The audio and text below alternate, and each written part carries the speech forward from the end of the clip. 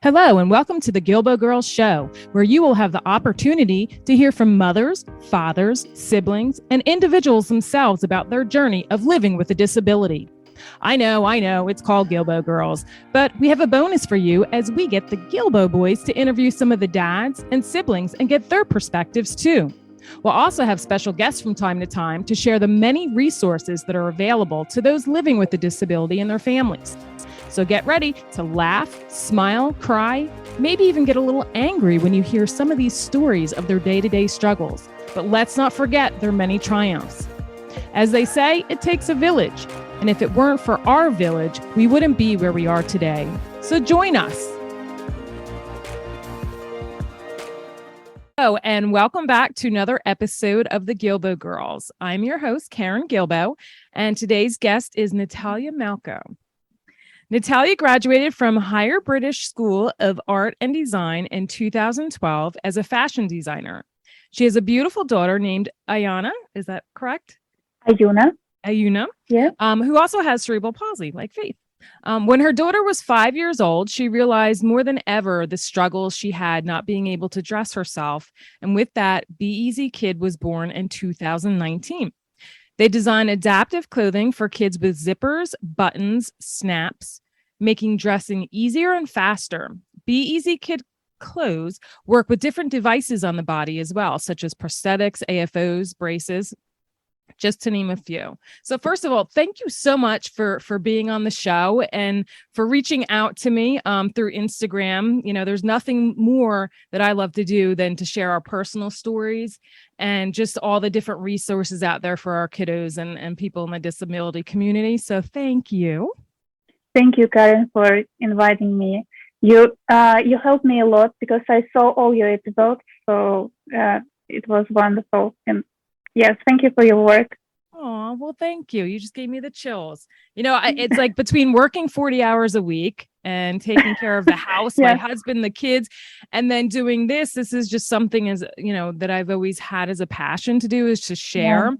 And I just feel like it's kind of my therapy as well, you know, talking to people and getting it out. So I just wish I had more time to really promote and market, all over different social media platforms. But, you know, it's so great. It's just great because it's all about networking, right? So you never know what's going to come out of who you're going to meet next or whose life you're going to touch or who, you know, what you're sharing. It's just, you know, it's all meaningful. So, yeah. Yes, absolutely. Yes. So tell us first a little bit, because I always like to dive into the background, a little bit about you and your daughter. Is she your only child? Yes, she's the only child. She's 10 now. She's the only child.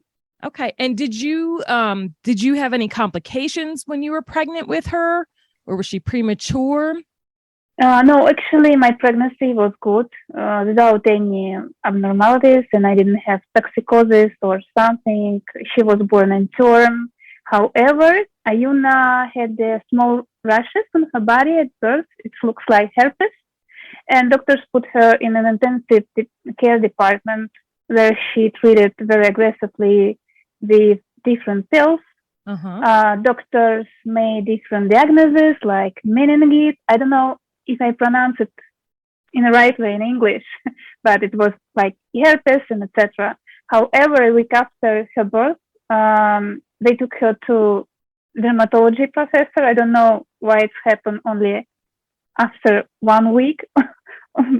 So yes, and the professor said it is a rare genetic disease called Bloch-Sulzberger syndrome. It's very difficult to pronounce, but anyways, and it would cause only her skin to be the way it should be treated only with iodine. So right after that, doctors took her off the drugs, and after a few days at home, she got withdrawal syndrome and got to the reanimation department, the seizures, where we spent entire month, including 1 week under artificial lung circulation. Oh, wow. So yes, it was a medical error. I think it was. So yes. Yeah, But the pregnancy was good. yeah. And how is she doing now? How does it affect her now? Does it affect her fine motor mostly? Does she still have seizures or? Yeah, fortunately, we found a very good epileptologist, and he told us everything we should expect. But unfortunately, when Aiuna was 4 months old, she started experiencing seizures. Mm-hmm. It's called infantile spasms. Yep, infantile spasms. Mm-hmm. Yes, unfortunately, it could have up to 300 seizures daily. That was a nightmare. Seizures were stopped by hormone therapy when Aiuna was 6 months. But right after that, we were told that our daughter has cerebral palsy. But she's now okay. Like, she has left side hemiparesis. Mm-hmm. She can walk, she can talk. But anyways, she has development delays. Yeah. Mm-hmm. Yep. Same with Faith. Yep. Yeah. Wow. She's such a beautiful little girl too. I love the pictures of her. Yeah, she's my model, fashion model. She said she will be a fashion model one day. Yes. And you should be right alongside with her. Those pictures are gorgeous. So So Natalia's actually from Moscow, Russia, and she's actually currently in New York right now, kind of scoping out different things in the fashion world for disabilities with adaptive fashion and clothing. So where you live, do you have a lot of resources and support you live for people with disabilities in your area? Yes, actually we do. We have excellent free medical support, like rehabilitation, free drugs and other treatments. We have a lot of charity foundations who can help with paid rehabilitation, local rehabilitation or abroad. On top of that, we have special schools with rehabilitation and education, and their child could be like 5 days a week. Okay. So, yes. Do you have conductive education therapy in Russia? Yes, actually, it's new, but we have it. Yes. Okay. It came from Hungary, I think. Yes. It's like, yeah. Yep. I actually went, we raised money, $15,000 worth of money to take Faith to Canada. To Ontario. To Canada. Yes. Okay. So we stayed there for 5 weeks. Yeah. And it was Monday through Friday. There was 8 families. We were it was almost like a double wide, and the hallways were so long.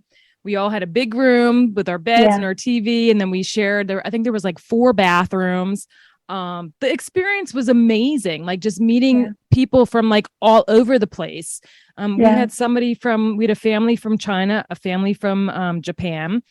We actually had a family that actually was from Freehold, New Jersey, which is where I'm originally from, which was weird. I saw Freehold plates and I'm like, you're from Freehold, New Jersey?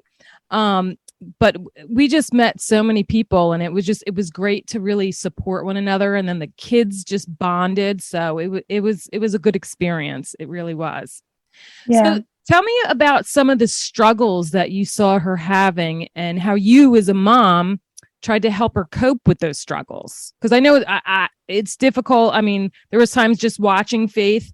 We had 2 people over, fashion designers from the University of Delaware, and they were doing a study, and we had her on videotape. And after a while, we're like, because it was just taking her so long, and we could see her frustration, but she was so adamant and determined to do it. It was like crushing me inside watching her struggle, you know? Yeah.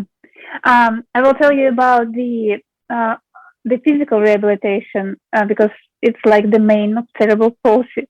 At the age of 3, she couldn't walk by herself, and we took a lot of different rehabilitation courses, but it still wasn't enough. So I found special mountain skiing program for kids with cerebral palsy. It's from US, but it was crazy, but we tried it. Aiuna could barely stand for a few seconds by herself by that time, but anyways, it worked. And after a course of 10 lessons, she took her first steps. Wow. And what was this called? It's mountain skiing. I don't know. We have it's local in Russia, but I'm sure you have it in the US as well. Yeah, you'll have to message that to me because I want to look it up. Yeah. She has been skiing already for 7 years, and she loves it. And after all, this is this all gave her freedom and confidence. Yes, Mhm. it's about physical. And by the age of 5, I realized that she couldn't get dressed by herself due to her physical and mental disorders. Funny, but the very first Aiuna's words were, "I want to do it myself," even though she couldn't do it. Yeah. She went to kindergarten then, and teacher always told us to dress kids without zippers or buttons because they have a lot of kids in a group. So I was trying to fix her clothes so she could get dressed. Still, one day I found an article about Tommy Hilfiger, and I was surprised that such clothes were already on market. So Mhm. just like that, we started our brand, Busy Kids. That is awesome. Now, you mentioned in your email that you weren't working in the field of fashion design until the birth of your daughter. Did you ever have an interest in fashion prior, or was she your sole inspiration? Yeah, in my other life before Aiuna, I worked for legal companies and studied fashion design. But I never thought about being a fashion designer. I was always interested in fashion illustration.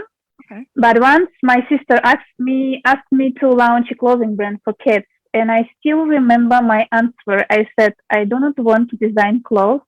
The market is full of clothes, so I do not see any reason why I should do it." So yes, it was like that. Wow. Wow. And can you tell us a little bit about Be Easy Kid and its mission? Yeah. My daughter goes to school because she's 10. There is always a problem with changing clothes for physical activities or going to the restrooms. Of course, the school has assistance and stuff, but kids are shy and they are often afraid to ask for help with clothing. So the main idea of our brand is to make kids feel more confident and independent in Mhm. their lives. So sometimes clothing can be a barrier to school attendance and fewer education, leading to social isolation. We design, yeah, as you said before, we design clothes without zippers, buttons, and snaps. So yeah. That's awesome.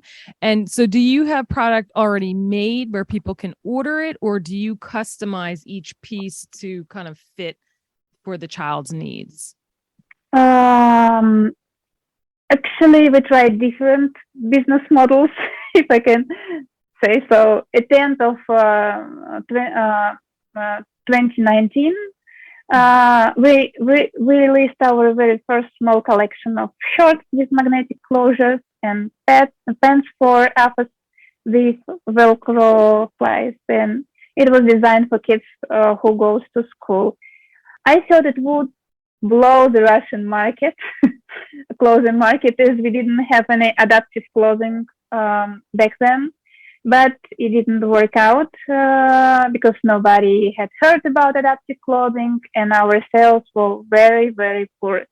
So also mistakenly, I thought that all kids with cerebral palsy are very thin, but they were not. Mm-hmm. They are all very different and from each other, and these shorts and pants we produced were for slim kids. Mm-hmm. So in 2020, during the lockdown, we tried to work individually and customize each piece, but it wasn't economically viable. We tried to maintain affordable prices, but it was impossible. Mm-hmm. In the near future, we plan to produce an inclusive collection for all kids, regardless of their abilities. So I don't want to call it like adaptive. I will call it inclusive. So Mm-hmm. Mm-hmm. like to have more target audience. Yeah, Yeah, yeah, absolutely. And yeah. then what is your hope for the future in the world of fashion for people with disabilities? Um. Yeah. My hope. My mission as a mom of a kid with cerebral palsy is to create an adaptive clothing market. So that I'm doing in Moscow right now. So my daughter can live independently. I hope every major brand will have an adaptive clothing collection as it has been happening with maternity clothing last few years. So yes, I hope that every major brand will have it. It's very important, and for everyone. Yeah, it's important on all levels. And what was else I was going to? Oh, so you kind of touched on it about, why you pay particular attention to the accessories and the cutting. Yeah. But again, like you said, everybody is different. It's not a one size fits all. Yeah. And then some people that are, in wheelchairs, they need a little extra room for their, that seated position, all of that. Absolutely. So you're in New York and you're trying to check out everything with the fashion world in New York. Is this your first time to the States? Yeah, it's my first time in the States, but I thought I would see any of adaptive clothing like in physical stores, but unfortunately I couldn't find anything. It's only online. I went to Nike, like they have for these adaptive shoes. I went to Tommy Hilfiger. I went to Target. So yes, no one knows who works there about adaptive clothing. Yeah. And there needs to be more aware. I agree. There needs to be a lot more awareness. Cause I remember back because Faith was in the runway show in New York for Runway of Dreams twice. She was in the first one, which was 2016, and that was when they collaborated with Tommy Hilfiger for the first adaptive line that came out. And then we actually attended the one in 2018, and then in 2019 Faith walked again, and then this time she showcased Kohl's adaptive. So I've gotten to know a lot of the designers, and I met a lot of them, and I still keep in touch with them. We just had an interview with Derek Flores from Zappos adaptive. But even like from Target and Kohl's, when I've gone into the Target, here, and I've talked about it, they didn't really know in the beginning. And then a lot of the stores, I don't know how many stores, but there are stores like Target has their billboards or their advertisements. Yes, I saw it in the physical stores. Yes. But I couldn't find anything about adaptive clothing. Right. Yeah, so they need to maybe put more information on there as to where they can purchase it or something. Yes. Because my one friend, her daughter, her son Colton was actually the one. There was a little boy. It went viral. There was a little boy named Ollie, and he saw a picture, and his mom snapped it of him looking up at Colton in the ad. And it went viral. So then they ended up going to Kelly Clarkson live show, and they got to meet him, and it was awesome. But no, I agree. I still feel like we have a long way to go as far as getting the word out to people that adaptive clothing does exist. And the hope is always that one day it will be in stores.